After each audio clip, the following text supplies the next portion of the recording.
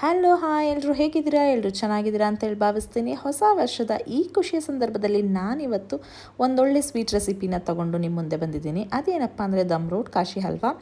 ಕೋವಾನ ಬಳಸಿ ಮಾಡುವಂತಹ ಈ ಕಾಶಿ ಹಲ್ವಾನ ನಾನು ನಿಮಗೆ ಇವಾಗ ತೋರಿಸ್ಕೊಡ್ತಾ ಇದ್ದೀನಿ. ಸೊ ಇವಾಗ ಮೊದಲಿಗೆ ನಾನು ಕುಂಬಳಕಾಯಿನ ಎಳೆಯಾಗಿರೋಂಥ ಕುಂಬಳಕಾಯಿನ ಮೊದಲು ತುರಿದಿಟ್ಕೊಂಡು ಅದಕ್ಕೆ ಡ್ರೈ ಫ್ರೂಟ್ಸ್ನೆಲ್ಲ ಸಪ್ರೇಟಾಗಿ ಎತ್ತಿಟ್ಕೊಂಡು ಕೋವಾ ಎತ್ತಿಟ್ಕೊಂಡು ಹಾಗೆ ಒಂದು ಬೌಲ್ ಸಕ್ಕರೆನ ಇವಾಗ ನಾನು ನೀರಿಗೆ ಎಷ್ಟು ಸಕ್ಕರೆ ಇದೆ ಅದು ಮುಳುಗುವಷ್ಟು ನೀರನ್ನ ಹಾಕಿ ಚೆನ್ನಾಗಿ ಅದು ಒಂದು ಸ್ಟ್ರಿಂಗ್ ಪಾಕ ಬರೋ ಥರ ಕುದಿಸ್ಕೊತಾ ಇದ್ದೀನಿ.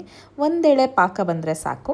ಅದಕ್ಕೆ ನಾವೇನು ಹಬೆಯಲ್ಲಿಟ್ಕೊಂಡು ಬೇಯಿಸ್ಕೊತೀವಲ್ವ ಈ ಕುಂಬಳಕಾಯಿನ ತುರಿದಿರುವಂಥ ಕುಂಬಳಕಾಯಿನ ಹಬೆಯಲ್ಲಿಟ್ಟು ಬೇಯಿಸ್ಕೊಂಡು ಅದರಲ್ಲಿ ನೀರು ತೆಗೆದು ಈ ರೀತಿಯಾಗಿ ಒಂದು ಸ್ಟ್ರಿಂಗ್ ಪಾಕ ಬಂದಮೇಲೆ ಈ ಕುಂಬಳಕಾಯಿನ ತೊಳೆದಿರುವ ಹಬೆಯಲ್ಲಿ ಬೇಯಿಸಿದಿರುವಂತಹ ನೀರು ತೆಕ್ಕೊಂಡಿರುವಂತಹ ಕುಂಬಳಕಾಯಿನ ಹಾಕಿ ಇವಾಗ ಟೋಟಲಾಗಿ 3-3.25 ಕಪ್ಪಷ್ಟು ಕುಂಬಳಕಾಯಿ ಆಯಿತು. ಅದಕ್ಕೆ ಒಂದು ಕಪ್ಪಷ್ಟು ಸಕ್ಕರೆ ನಾನು ಇಲ್ಲಿ ತೊಗೊಂಡಿದ್ದೀನಿ. ನೀವೀಗ ನೋಡ್ಬೋದು ಈ ರೀತಿಯಾಗಿ ನೀಟಾಗಿ ಮಿಕ್ಸ್ ಮಾಡ್ಕೊತಾ ಹೋಗಬೇಕು. ಅದಕ್ಕೆ ನಾನು ಕೋವಾ ನಂದಿನಿ ಕೋವಾ ಏನಿದೆ ಅದನ್ನು ಬಳಸ್ಕೊತಾ ಇದ್ದೀನಿ.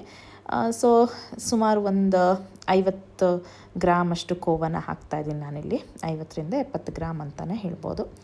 ಸ್ವೀಟ್ ಕೋವಾನ ನಂದಿನಿ ಸ್ವೀಟ್ ಕೋವಾನ ನಾನಿಲ್ಲಿ ಬಳಸ್ಕೊಂಡಿದ್ದೀನಿ. ಹಾಗೆ ತುಪ್ಪ ಮನೆಯಲ್ಲಿ ಮಾಡಿರುವಂಥ ತುಪ್ಪ 2-3 ಸ್ಪೂನಷ್ಟು ತುಪ್ಪ ಹಾಕೋತಾ ಇದ್ದೀನಿ. ಇದು ನೀಟಾಗಿ ಮಿಕ್ಸ್ ಆಗ್ತಾ ಹೋಗುತ್ತೆ. ಕೋವಾ ತುಪ್ಪ ಎಲ್ಲನೂ ನೀವು ಇವಾಗ ನೋಡ್ಬೋದು ಬಣ್ಣ ಬದಲಾಗ್ತಾ ಹೋಗುತ್ತೆ. ಹಾಗೆ ಆ ಟ್ರಾನ್ಸ್ಪರೆನ್ಸಿ ಜಾಸ್ತಿ ಆಗ್ತಾ ಹೋಗುತ್ತೆ. ಆವಾಗ ಅಲ್ಲೇ ಆಗಿರುತ್ತೆ ಅಂತ ಹೇಳಿಬಿಟ್ಟು ನಾವು ಅಂದ್ಕೊಬೋದು.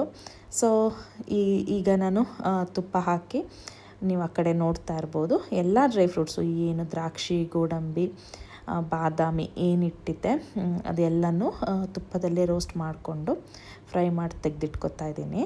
ಅದ್ರ ಜೊತೆಗೇ ಈ ದಮ್ ರೋಟ್ ಏನು ರೆಡಿ ಆಗ್ತಿದೆ ಕೋವಾ ಹಾಕಿರುವಂತಹ ದಮ್ ರೋಟ್ ಏನಿದೆ ಅದು ರೆಡಿ ಆಗ್ತಾಯಿದೆ. ಅದ್ರ ಜೊತೆನೇ ಡ್ರೈ ಫ್ರೂಟ್ ಸಹ ನಾನು ರೋಸ್ಟ್ ಮಾಡಿಕೊಂಡು ಮಿಕ್ಸ್ ಮಾಡ್ಕೊತಾ ಇದ್ದೀನಿ.